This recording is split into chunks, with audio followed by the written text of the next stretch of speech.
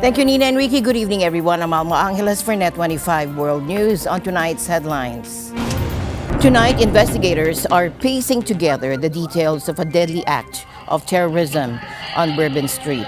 The FBI has released images of suspect Shamsuddin Jabbar seen just hours before the attack, along with a photo of a cooler containing an explosive device. Jabbar explains he originally planned to harm his family and friends, but was concerned the news headlines would not focus on the, quote, war between the believers and the disbelievers, end quote. Additionally, he stated he had joined ISIS before this summer. He also provided a will and testament. And the news starts now.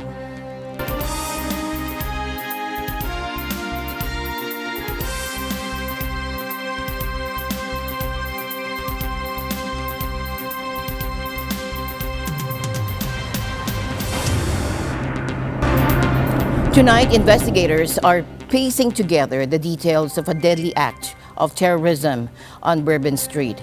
The FBI has released images of suspect Shamsuddin Jabbar seen just hours before the attack, along with a photo of a cooler containing an explosive device. Take a look.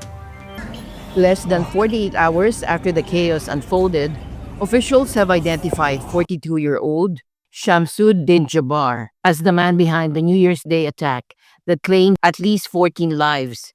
FBI investigators say Jabbar acted alone.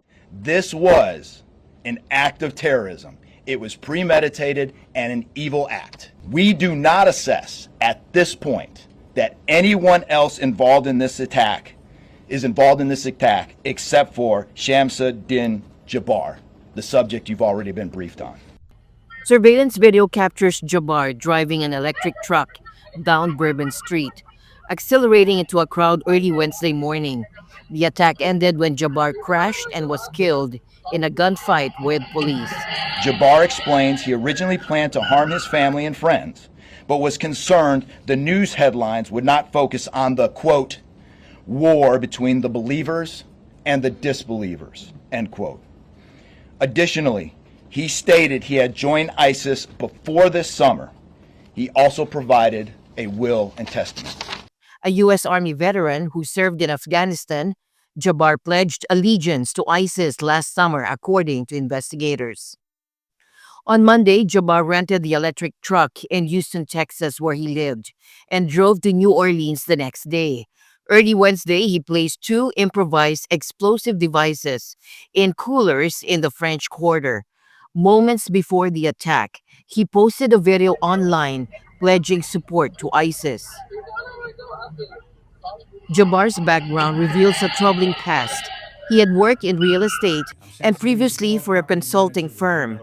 A decorated veteran, he had also faced personal struggles, including 3 divorces and a restraining order filed by one of his ex-wives. Investigators have recovered 3 phones and 2 laptops connected to Jabbar as they try to trace the roots of his radicalization. And tonight, Bourbon Street has reopened as the community begins its journey to healing. Confidence is there to reopen Bourbon Street to the public prior to game time today. Bourbon Street will be prepared for full activation before game time today. We know 3 p.m., so we're working towards 2:30 p.m. But prior to game time, the kickoff, Bourbon Street will be restored. So we're hard at work now. Our teams are now, and of course, working with our business community to serve our public and serve our residents. This is, of course, a tremendous concern because military people are trained to use weapons. Some are trained to explosives. In general, they're more disciplined. So a lot of times would-be terrorists or would-be attackers mess up and make a lot of stupid mistakes. And people with a military background certainly at times make mistakes, but often are less likely to do so. But for a lot of these people, they see themselves as warriors. Right? And they're not really trying to hide their activities. They're proud of them. And so they know that they're probably going to die when they do the attack. And so they're going to go forth and they're less concerned about clandestine means. But of course, if an individual is part of a group and the group wants to do multiple attacks, they're going to push the individual to try to minimize the visible connections so the group itself can keep operating. President Biden has expressed his intent to visit New Orleans in the coming days, underscoring the nation's solidarity with the victims and their families. And for now, the investigation continues, with authorities urging anyone with information to come forward. And turning now to Las Vegas, police say a decorated Green Beret died by suicide just moments before a rented Tesla Cybertruck he was driving erupted in an explosion outside the Trump Hotel. And the FBI is investigating whether there is any connection between the explosion of a Tesla Cybertruck outside the Trump International Hotel, Las Vegas, and a New Orleans truck attack that killed 15 people on New Year's Day. Investigators report the blast occurred within seconds. Inside the burned vehicle, forensic teams found a military ID, passport, 2 semi-automatic firearms purchased legally days earlier, and credit cards, leading police to identify the driver. Our subject is 37-year-old Matthew Livelsberger. He's of Colorado Springs, Colorado, born July 22nd of 1987. We also discovered through the coroner's office that the individual had sustained a gunshot wound to the head prior to the detonation of the vehicle. There are a number of things in this case that are similar to the attack in New Orleans. We do know that our subject here served in the military. In fact, he's a current member of the military. Both of the subjects served at Fort Bragg, North Carolina. What we do know about that is it's a very large military base, and we have no record that they served in the same unit or even at the same years at Fort Bragg, something that continues to remain under investigation. I also know that they both served in Afghanistan in 2009. We don't have any evidence that they were in the same province in Afghanistan, the same location, or the same unit. Again, something else that remains under investigation. And we also know, of course, that they both used the rental company Turo to rent their vehicles. As far as his military background, it's been confirmed by DOD that he was indeed in the United States Army. He was also a Green Beret operations sergeant who spent most of his time at Fort Carson, Colorado, and in Germany. The ATF revealed that items recovered included consumer fireworks and fuel enhancers readily available at retail stores, noting the material didn't match the level of expertise expected from someone with his military background. Surveillance video showed him driving along the Las Vegas Strip about an hour before the incident, eventually pulling into the valet area of the Trump International Hotel. Federal officials stressed there's no link between this event and the recent attack in New Orleans. Now, his family said his wife hadn't heard from him for several days and saw no indications of extremist beliefs or mental health struggles. Las Vegas police confirmed his identity through DNA testing, as his body was too badly burned for visual identification. The death was ruled a suicide, but the reason behind the explosion remains unclear.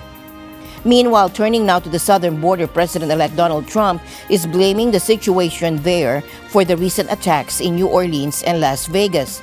Trump criticized President Joe Biden's immigration policies, claiming they've contributed to a rise in violent crimes, including the deadly New Year's Day attack in New Orleans that killed at least 15 people.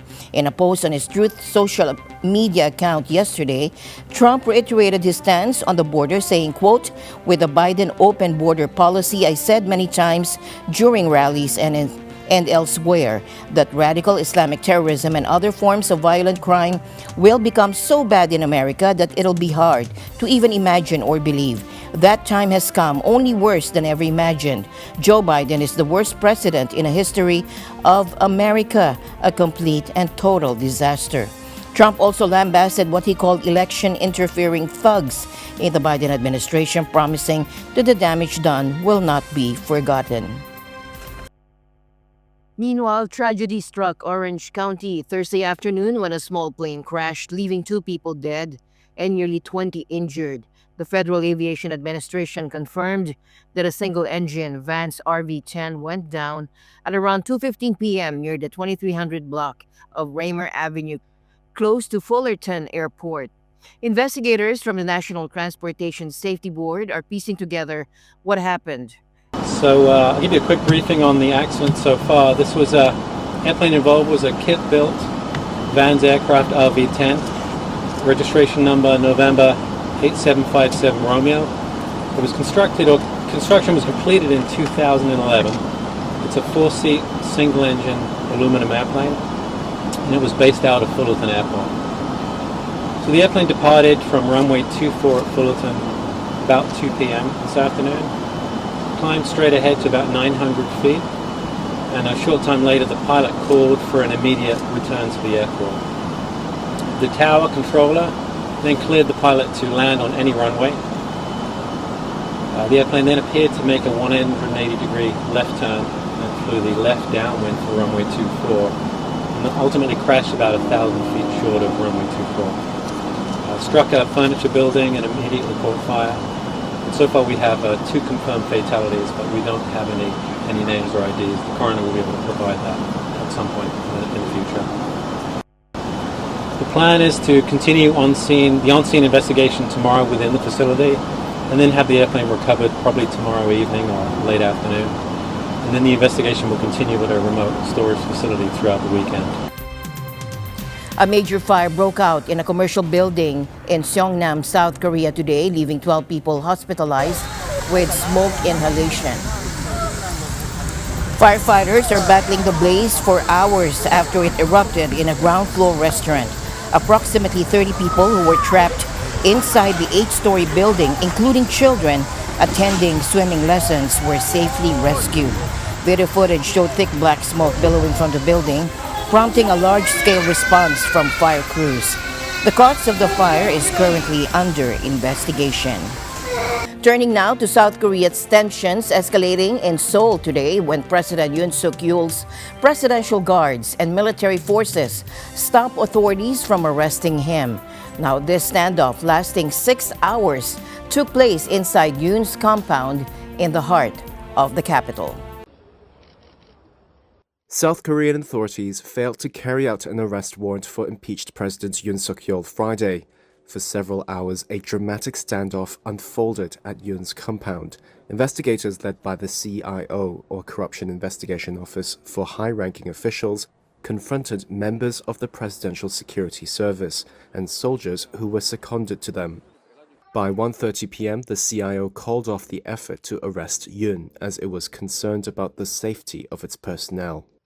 In a statement, it said it was judged that it was virtually impossible to execute the arrest warrant due to the ongoing standoff, and the office deeply regretted Yoon's attitude of non-compliance. Local media say the chief and vice chief of the Presidential Security Service are under investigation for obstruction of justice. Yoon has been under investigation for insurrection over his declaration of martial law last month, which stunned South Korea, a U.S. ally, and one of the region's most vibrant democracies. The current arrest warrant is valid until January 6th and gives investigators only 48 hours to hold Yoon after he is arrested.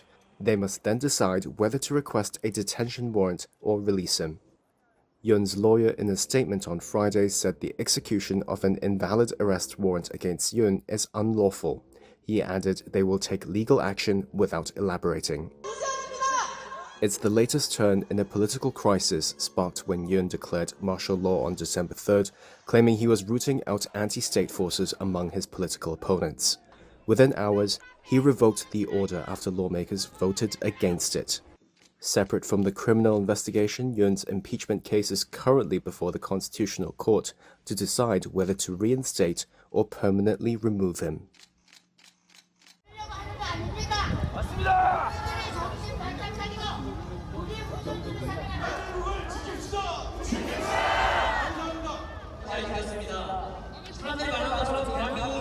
Can you see flag was still there? If President Trump takes office, I hope he will be able to sympathize with South Korea's rigged election. Since President Trump also suffered from the last election too.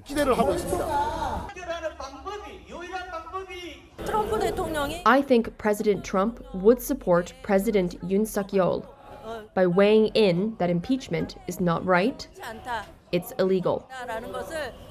So, I believe the impeachment will be invalid. Turning now to China, where there's growing concern over a rising outbreak of the human metapneumovirus, or HMPV. Authorities have reported an increase in cases, particularly among children under 14 in the northern provinces. To respond to the growing threat, the government is implementing new measures, including enhanced screening, detection, and isolation protocols. These efforts come after lessons learned from the COVID-19 outbreak, with China piloting a monitoring system for pneumonia of unknown origin to avoid the same levels of unpreparedness seen 5 years ago. So what exactly is HMPV? This virus can cause respiratory issues in people of all ages, but young children, the elderly, and those with weak immune systems are most at risk. Symptoms can range from coughing and fever to nasal congestion and shortness of breath. In more severe cases, it can lead to bronchitis or pneumonia, making it similar to other winter viruses. The incubation period is about 3 to 6 days, and symptoms can vary in severity. So what can people do to protect themselves? Experts recommend washing hands regularly, avoiding touching your face with unwashed hands, and keeping your distance from sick individuals. And if you're feeling under the weather, it's important to stay home, isolate, and avoid sharing eating utensils or cups with others. With cases on the rise, these precautions could help limit the spread of the virus and keep communities safer. In Hanoi, Vietnam's capital, they're currently ranked as the world's most polluted city, shrouded in thick smog. Air quality readings have reached alarming levels with high concentrations of hazardous PM2.5 particles. The Vietnamese government has announced plans to increase the use of electric vehicles, aiming for at least 50% of buses and 100% of taxis to be electric by 2030. This move is seen as a crucial step in addressing the ongoing air pollution crisis. While Hanoi has struggled with air pollution for years, the recent surge in pollution levels has raised serious concerns, and officials acknowledge the need for immediate and decisive action to improve air quality and protect public health. Meanwhile, the air quality crisis isn't just limited to Southeast Asia. Thick smog has also enveloped the Indian capital, New Delhi, forcing airport officials to warn of potential flight disruptions. Visibility in some areas has been reduced to zero, and several flights are already experiencing delays. New Delhi currently ranks third on the list of the world's most polluted capitals, highlighting the global nature of this environmental challenge.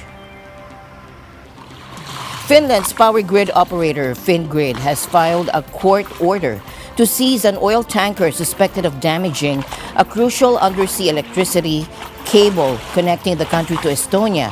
The S-Link 2 cable was severed on December 25, along with several telecom lines, raising concerns about potential sabotage. Finnish authorities suspect the Eagle S oil tanker, which was carrying Russian oil, may have dragged its anchor along the seabed, causing the damage.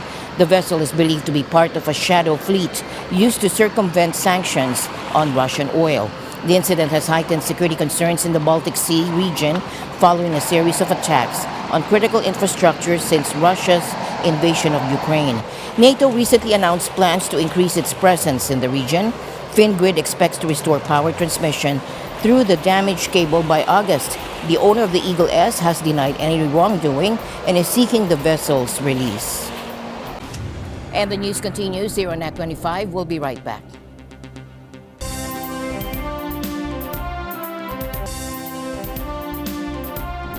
Geopolitical tensions compounded by uncertainties tied to the incoming Trump administration's trade policies and tariffs are reshaping the economic landscape. ASEAN economies in particular stand at a critical juncture as they face risks like geo-economic fragmentation, climate change, and rapid technological shifts. Take a look. The fear of trade policy rifts and tariffs can feed into weakening business sentiment, cost-push inflation, and then growth slowdown. Recent geopolitical developments are already sending shockwaves across many regional currencies and then financial markets. She emphasized the growing pressure on policymakers, especially in ASEAN, to combat inflation while steering through an economic slowdown.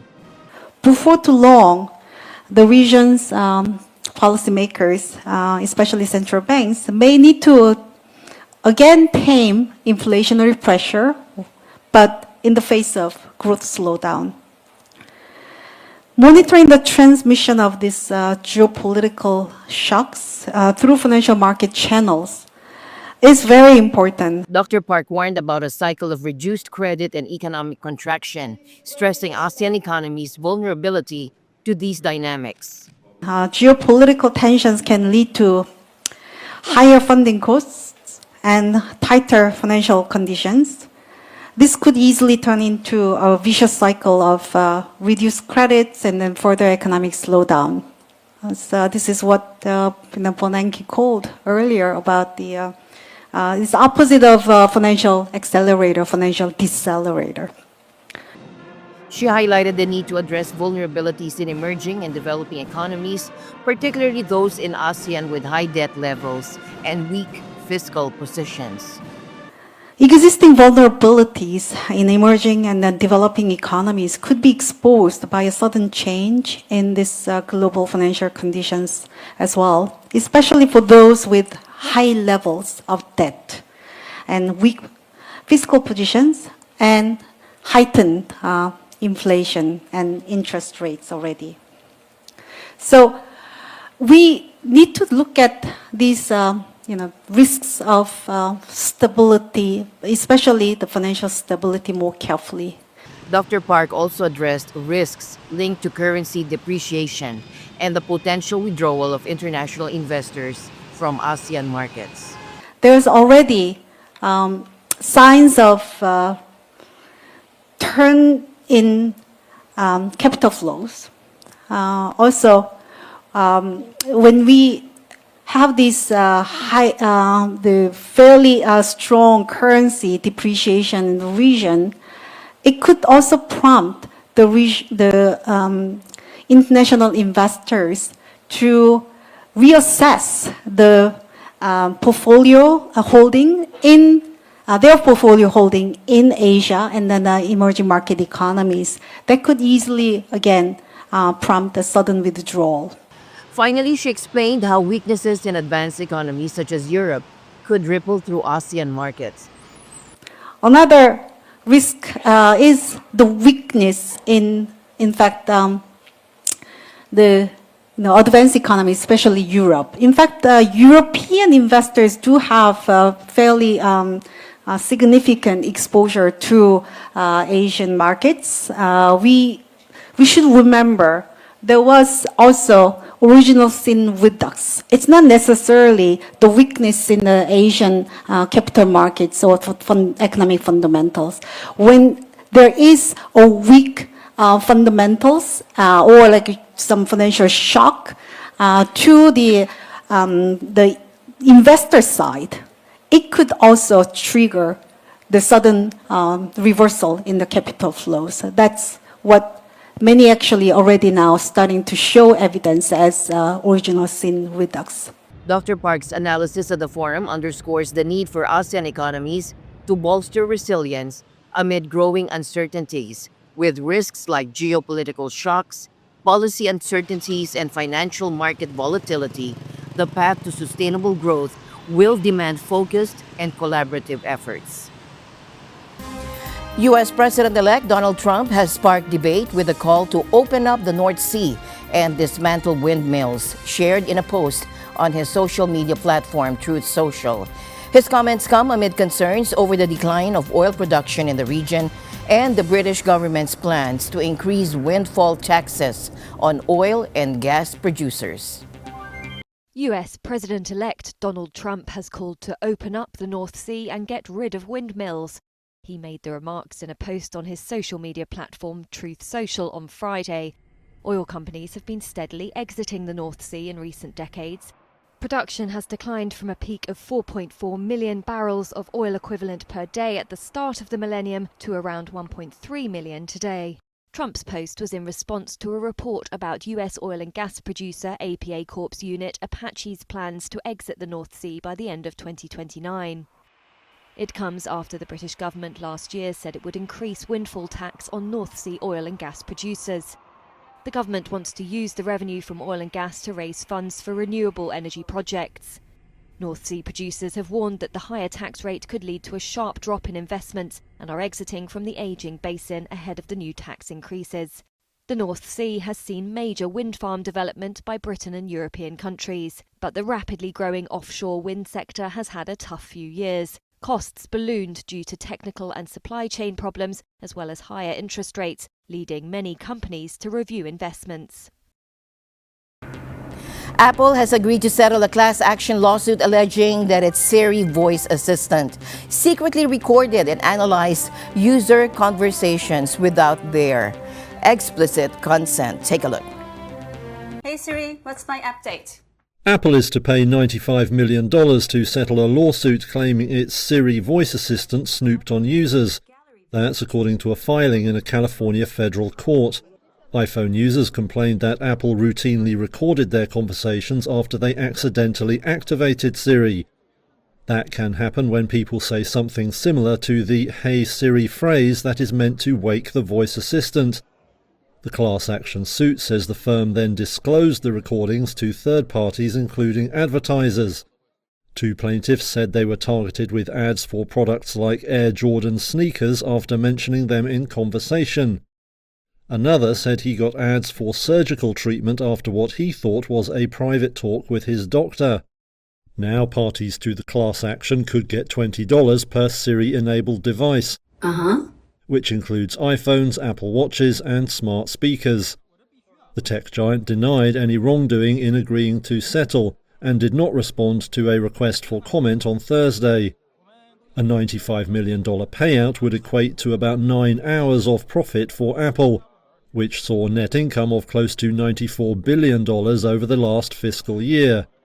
A similar lawsuit against Google's voice assistant is also pending in California. And with that, we end tonight's broadcast. For everyone here on NET25, I'm Alma Angeles. Have a great weekend. Good night.